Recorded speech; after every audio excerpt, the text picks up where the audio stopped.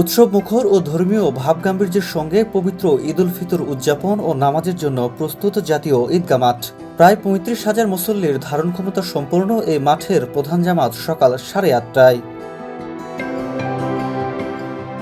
এবারের ঈদে সুনির্দিষ্ট কোনো থ্রেট নেই, তবে সব ধরনের চ্যালেঞ্জ মাথায় রেখে 5 স্তরের নিরাপত্তা ব্যবস্থা গ্রহণ করেছে ঢাকা মেট্রোপলিটন পুলিশ ডিএমপি।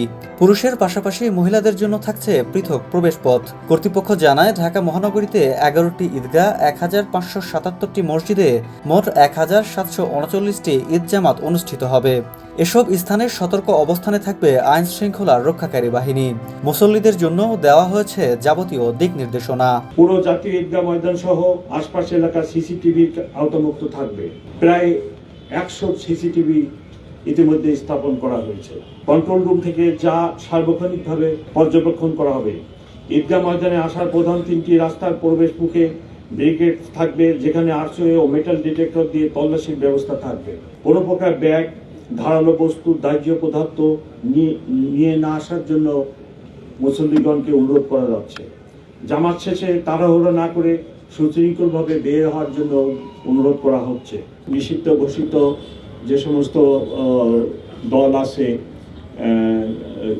সেসব দল যাতে কোনো রকম অ্যাক্টিভিটিস পরিচালনা না করতে পারে সে ব্যাপারে আমরা সদা সতর্ক। এদিকে সকাল 11:30টার দিকে জাতীয় ঈদগাহ মাঠ ঘুরে দেখেন স্বরাষ্ট্র উপদেষ্টা। পরিদর্শন শেষে তিনি জানান, এবার নাশকতার কোনো আশঙ্কা নেই। গুঞ্জন সবসময় গুঞ্জনই থাকে, আমাদের নিরাপত্তার কোনো অভাব নেই এবং কোনো নাশকতা হওয়ার কোনো আশঙ্কা নেই। যদি কোনো ধরনের কোনো সংবাদ আপনারা পান তো আপনারা আমাদের জানাবেন, আমরা জনগণকে নিয়ে আপনাদের নিয়ে আমরা ওইটারে প্রতিহত করব। ঈদে উপজেলা, জেলা, বিভাগীয় এবং জাতীয় ঈদগাহে র্যাবের নিরাপত্তা বলয় থাকবে। ঈদকে ঘিরে বিনোদন স্পটগুলোতে যৌন হয়রানি বা ছিনতাই ঠেকাতে থাকছে র্যাবের বিশেষ নজর। এছাড়া ফাঁকা ঢাকায় যাতে কোনো প্রকার ডাকাতি, ছিনতাই না হয় সেদিকেও দেখবে আইন শৃঙ্খলা রক্ষাকারী বাহিনীর সদস্যরা। পবিত্র ঈদ আমাদের মুসলিম ধর্মাবলম্বীদের জন্য একটি বড় অনুষ্ঠান। এই অনুষ্ঠানকে কেন্দ্র করে পুরা রমজান মাসের প্রথম থেকেই আমরা নিরাপত্তামূলক ব্যবস্থা গ্রহণ করেছি। ঈদের সময় আপনার কতগুলি ঘটনা ঘটে, যেমন এই সময় বিপণী বিতানে রমজান মাসের শুরু থেকেই প্রচুর বেঁকে কিনে হয়, অনেক অর্থের লেনদেন হয়।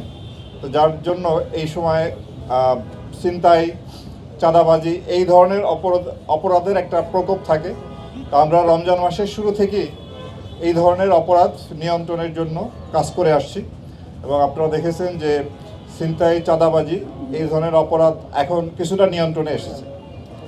আমরা ঈদ পূর্ববর্তী, ঈদের দিন এবং ঈদ পরবর্তী 3 ধাপে আমাদের দায়িত্ব পালন করতে হয়। যারা ঈদ উপলক্ষে ঘরমুখী মানুষ যারা ঢাকা ছাড়বেন বা বিভিন্ন শহর থেকে গ্রামে যান, তাদের যাত্রা যাতে নির্বিঘ্ন নিরাপদ হয় সেই জন্য আমরা অন্যান্য বাহিনীর সাথে কাজ করে যাচ্ছি। দেশব্যাপী টহল, গোয়েন্দা নজরদারি, সাদা পোশাকের ডিউটি এবং অন্যান্য বাহিনীর সাথে সমন্বয় রেখে আমরা এই নিরাপত্তামূলক ডিউটি পালন করি।